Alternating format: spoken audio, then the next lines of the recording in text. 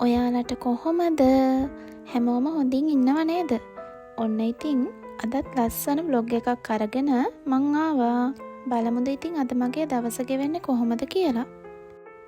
පේනවද අපේ රඹුටන් ගහේ බල්බ් වගේ තියෙන රඹුටන් වල ලස්සන? මේ දවස්වල ඉතින් පළතුරු වලින් නම් අඩුවක් නැහැ. ඒ වගේම පිම්පල්ස් වලින් අඩුවකුත් නැහැ. මොකෝ ඉතින් මේ කන කෑමවල ඌෂ්ණේ කොහෙන් හරි පිට වෙන්නත් එපැයිනේ. ඔන්න ඉතින් උදේම අපේ අප්පච්චි කඩපු රඹුටන් ටිකකුත් අරගෙන ඇවිත් අපි මේවා ටික ටික වෙන් කළා. මොකද ඉතින් තනියම කන්නේ නරක ළමයි නිසා අපි වටේ පිටේ අයටත් බෙදලා තමයි කන්නේ. රඹුටන් ටික කඩලා ඉවර වෙලා අප්පච්චි මැංගෝස් ටිකකුත් කැඩුවා. අප්පච්චි ගෙදර ඉන්න දවසට ඉතින් මෙහෙම තමයි. අද ඉතින් බ්‍රෙක්ෆාස්ට් එකට රඹුටන් මැංගෝස් කාපු නිසා අම්මා උදේට හදපු කිරිබත් කන්න උනේ දවල්ට තමයි. ඔන්න ඊට පස්සේ මම මේ නාලා හැම දැන් ලෑස්ති වෙන පැෂන් ෆෘට් ජූස් එකක් හදන්න. මොකද ඉතින් මේ දවස්වල තියෙන රස්නෙට ඕනි තරම් කූල් බොන්න පුළුවන්.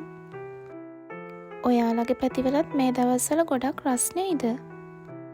කමෙන්ට් එකක් දාගෙන යන්නකෝ.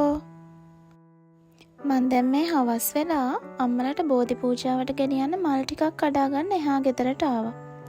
ඉතින් ඔයාලට දැනෙනවද මේ කාලය පුදුම තරම් වේගෙන් ගෙවිලා යනවා කියලා?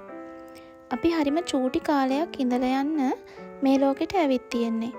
ඉතින් ඒ පුංචි කාලෙදී අපි අපිට පුළුවන් උපරිමයෙන් හොඳ විදිහට ජීවත් වෙන්න උත්සාහ කරන්න ඕනි. ඔයාලා දැකලා තියෙනවද සමහර මිනිස්සු මේ ලෝකේ හැමදාටම ඉන්නවා වගේ හරිම තණ්හාවෙන් දේවල් එකතු කර කර අනිත් අයට ඉරිසියාකාරකම් කර කර ජීවත් වෙන හැටි. කවදාවත්ම පින් කරන්න අතපය වාරු නැති වෙනකල් බලාගෙන ඉන්න එපා. මොකද අපිට කොයි වෙලේ යන්න වේද කියලා අපිවත් දන්නේ නැහැ. ඒ නිසා තමන්ට පුළුවන් විදිහට තමන්ට පුළුවන් උපරිමයෙන් හොඳ දේවල් කරලා සතුටින් යහපත්ව ජීවත් වෙන්න. මොකෝ ඉතින් අපි මේ ලෝකේ යන දවසට අරගෙන යන්න ඉතුරු වෙන්නේ අපි කරපු හොඳ දේවල් විතරමයි. ඔන්න ඉතින් කතාවෙන් කතාව මම මල් වට්ටියත් හදලා ඉවර වුණා. බලන්නකෝ මගේ මල් වට්ටිය ලස්සනයිද කියලා. හවස් වෙලා අපිට හොඳටම වහින්න ගත්තා.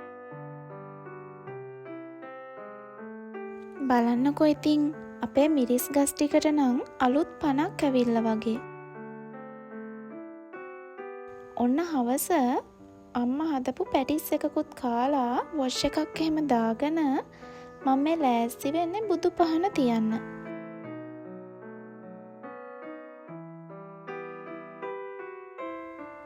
බුදු පහන තියලා ඉවර වෙනකොට මට හිතුණා ෆේස් පැක් එකක් දාගන්න ඕනි කියලා. මොකද ඉතින් රඹුටන් මැංගෝස් නිසා මගේ මූණ හොඳටම කචල් වෙලා තමයි තියෙන්නේ. ඒවටත් ඉතින් මොනා හරි කරගන්න ඕනිනේ. දැන් ඉතින් ෆේස් පැක් එක දාගෙන ටිකක් වෙලා ඉඳලා රෑට ඉතින් අම්මගේ රසම රස ඉඳිආප් එකකුත් රස බලලා අපි හිතුවා සමන් දේවාලේ පෙරහැර බලන්න යන්න.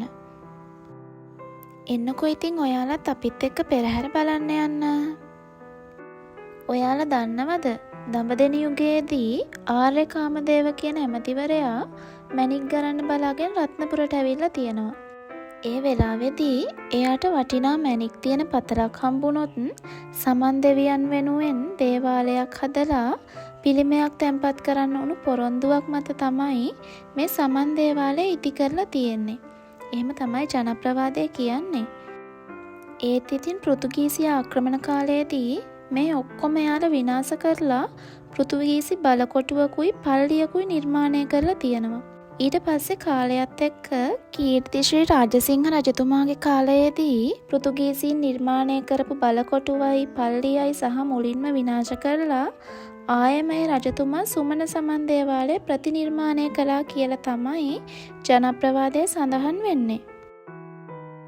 ඔයාලත් හොයලා බලන්නකෝ ඉතින් මේ සමන් දේවාලය ගැන ජනප්‍රවාදයේ එන ලස්සන කතන්දර. ඔන්න ඉතින් ඔයාලා පෙරහැර බලන අතරේ මං අදට ගිහින් එන්නයි හදන්නේ. ආයෙම ලස්සන බ්ලොග් එකකින් හම්බ වෙනකල් හැමෝම පරිස්සමෙන් සතුටින් ඉන්න. මම චතු.